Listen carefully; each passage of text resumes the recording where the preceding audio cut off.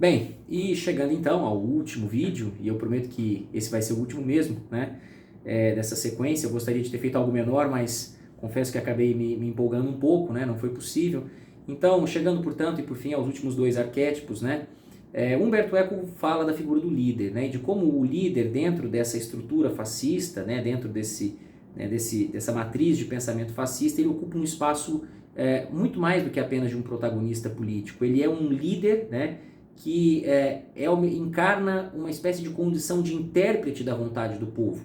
Bom, povo aqui, obviamente, entendido aqueles que são considerados e alçados à categoria de povo, né? Aqueles que são os patriotas, os que vestem verde e amarelo, os defensores da liberdade, aqueles que são proclamados, né, como povo e que, de fato e obviamente, não coincide com o que efetivamente o que é efetivamente o povo, essa entidade diversa, plural, né? Povo aqui a gente está falando dessa ficção de povo criada justamente, né, dentro desse ideário e desse imaginário, né? E aí Humberto Eco diz o seguinte: em uma democracia, os cidadãos gozam de direitos individuais, mas o conjunto de cidadãos só é dotado de impacto político do ponto de vista quantitativo, ou seja, né, as decisões da maioria são acatadas através do processo parlamentar legislativo, né? Então é assim que as massas, né, que o povo se faz, faz exprimir sua vontade, né? Através justamente, né, da via parlamentar, da via política, né? Para o urfascismo, os indivíduos enquanto indivíduos não têm direito, e o povo é concebido como uma qualidade, uma entidade monolítica que exprime diretamente dele a vontade comum, né, a vontade geral. No entanto, como nenhuma ajuntamento de pessoas, né, nenhuma quantidade de seres humanos é capaz de ter uma vontade comum, né, uma única só vontade, a quem cabe dizer qual é a vontade desse povo, né, dessa unidade, né? É justamente o líder. O líder aqui, portanto, que se apresenta como seu intérprete legítimo, né? Então é como se a vontade soberana, a vontade popular, viesse diretamente do povo, né, dessa massa, não o povo de fato, e o líder é quem diz o que a massa, o que esse povo, portanto, quer, e inclusive impondo aos demais, aqueles que estão fora dessa categoria, a sua vontade. E é por isso que esses líderes falam sempre diretamente e supostamente em nome do povo, como se fossem capazes, portanto, de exprimir ou compreender a sua vontade, né? Tendo perdido seu poder de delegar, os cidadãos não agem, são chamados apenas por figuração, para fazer um teatro, né? Nada além de uma ficção aqui, um agir teatral, né? Para assumir um papel de povo. O povo é assim apenas uma ficção teatral. Para ter um bom exemplo de populismo qualitativo, não precisamos mais hoje, né, de Piazza Venezia ou do Estádio de Nuremberg. E aqui ele faz referência a dois episódios, né, históricos. Durante o período de ascensão, né, e consolidação do regime fascista e nazista na Itália e na Alemanha, esses líderes fizeram uso recorrente ao longo de todo esse período de atos cívicos, grandes marchas, grandes atos cívicos, né, passeatas, né, Mussolini inclusive chegava a fazer com muita frequência motociatas, né, essa ideia de mostrar que eles têm o apoio do povo, fazer, né, espetáculos em praça pública, né, o Hitler fazia isso no estádio de Nuremberg com grandes paradas militares, atos cívicos, né, com toda aquela conclamação, né, ao povo, à ordem, né, aquela disciplina militar, enfim, né, a exposição da força de fogo, do poderio bélico, né? E esses espetáculos foram muito importantes naquele momento, como demonstração de força e também como elemento de aglutinação dessas massas, né, que ficavam fascinadas, entorpecidas por esses espetáculos, né, cívicos, grandiosos, né? Então há esse elemento de espetacularização. Só que, no entanto, Humberto Eco aqui chama atenção para um fato, isso em 1995. Ele diz: olha, em nosso futuro desenha-se um populismo qualitativo de outro tipo, e que talvez não precise mais desses espetáculos em praça pública. Alguns até precisam de motociatas, né? Não precisa mais dessas grandes paradas cívico-militares, né? Ele diz aqui: olha, em nosso futuro desenha-se um populismo qualitativo de TV ou internet, no qual a resposta emocional de um grupo selecionado de cidadãos, que aqui a gente chamaria, né, que para eles, né, é o que constituiria a unidade do povo, né, esse grupo selecionado de cidadãos, essa resposta emocional de um grupo de selecionados de cidadãos pode ser apresentada e aceita como a voz do povo, através justamente do uso da tecnologia, né? E ele cita aqui, em pleno ano de 1995, a TV e a internet, por exemplo, né? E veja, portanto, muito antes do surgimento, né, dos smartphones, dos aplicativos, né? Então, há aqui talvez um alerta já dado pelo Humberto Eco lá atrás e que talvez tenha sido, né, não tenha sido devidamente ouvido, de como esses movimentos de mobilização de massas, porque essa mobilização de massas ela é fundamental, né, dentro de qualquer movimento totalitário, né, autoritário, totalitário, como ele poderia tomar novas roupagens, novas formas, né?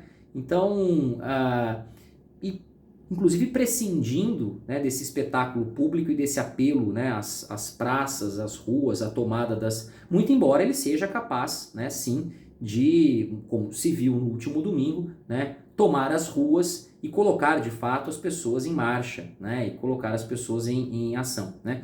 Em virtude de seu populismo qualitativo, segue aqui Humberto Eco, o urfascismo deve opor-se aos pútridos governos parlamentares, né. Um dos elementos também centrais, estruturais do pensamento fascista é essa rejeição, né, ao parlamento, né? E veja, não é à toa, né, que o parlamento, né, o Congresso Nacional, foi um dos edifícios mais vandalizados e depredados, né, nesses atos terroristas. Claro, junto com a sede dos outros dois poderes, mas sobre ele recai parte significativa desse ódio, né? E que de certa forma simboliza e expressa o próprio ódio pela... Né, ali é a casa da democracia, é a casa do povo, é onde se pode representar, ainda que não esteja devidamente representada, a diversidade do povo, né? Então há um direcionamento de ódio, de virulência, né?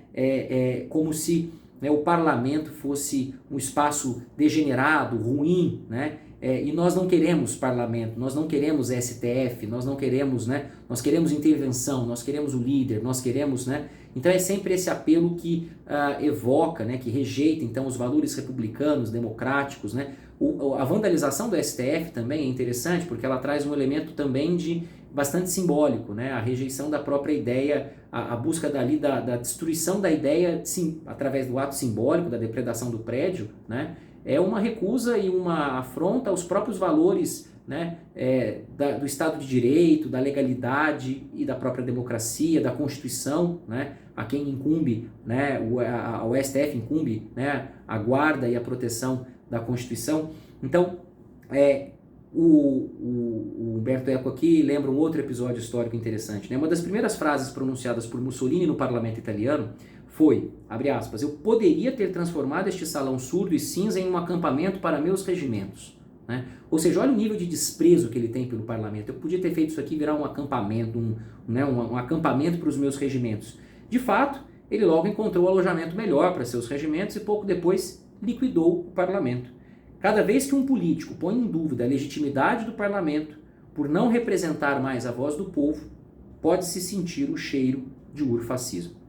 E aqui, para encerrar, o último arquétipo, o arquétipo 14, ele fala da novilíngua, né? A novilíngua aqui se refere, né, a um romance, né, uma obra, uma ficção de George Orwell, né, 1984, né, que era uma espécie de língua oficial do regime, né, a língua oficial do governo, né?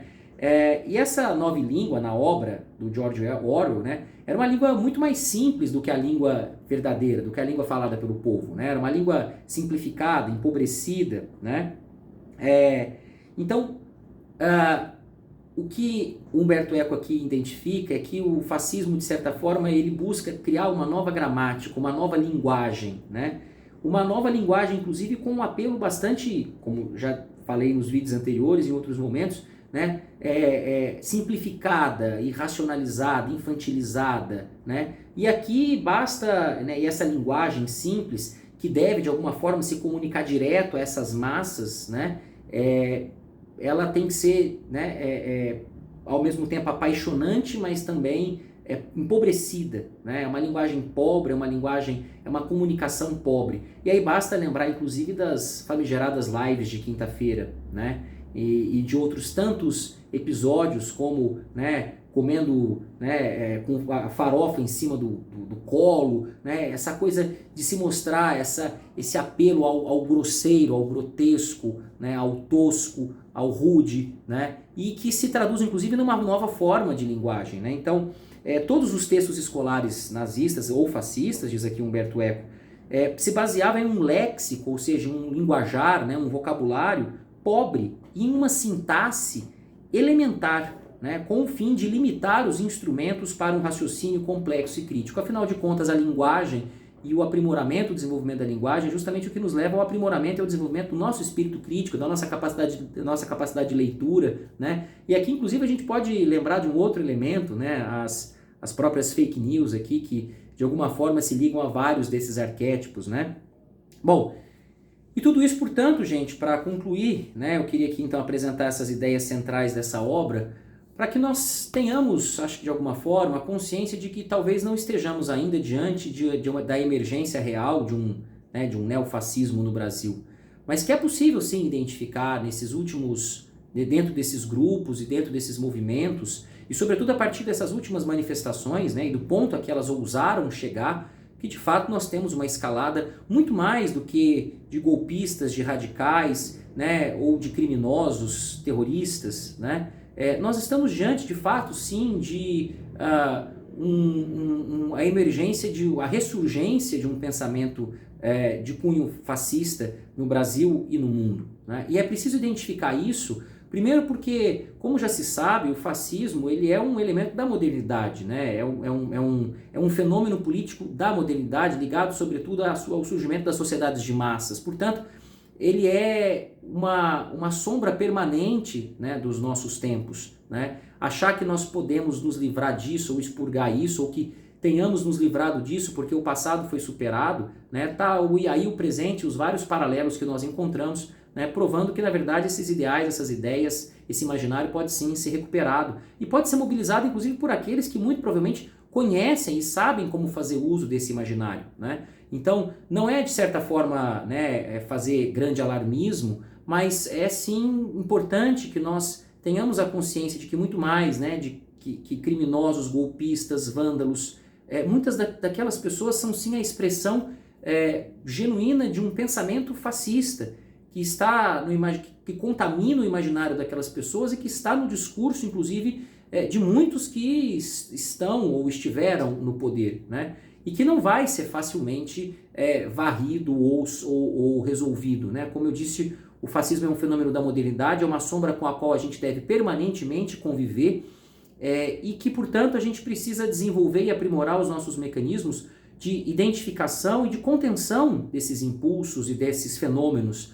que podem sim reaparecer a qualquer momento, né? Então, fica aqui essa provocação, né, para que nós, inclusive, saibamos de que forma, né, a gente pode e deve lidar com isso, enfrentar isso, né, e compreender, portanto, esses fenômenos mais recentes. Espero ter podido contribuir de alguma forma, ter trazido alguma ideia interessante, relevante, né? Fica o convite para quem quiser procurar a obra, né, para ler, acho que é altamente indicável, e também outras tantas obras que abordam, né, esse tema, que inclusive não à toa voltou à discussão, né? Tem muita coisa hoje sendo publicada justamente sobre neofascismo, fascismo, né? E isso não é mero alarmismo, isso é um sintoma, e acho que esses últimos eventos ligaram de fato, não só no Brasil, mas no mundo, vários eventos têm nos ligado esses sinais de alerta, né, para uma possibilidade, um risco, né, que esperamos que não se concretize, de uma retomada dessas ideias, não exatamente da forma como foram no passado, né, mas ainda assim igualmente nefastas, perigosas e certamente com um fim trágico. É isso, um abraço.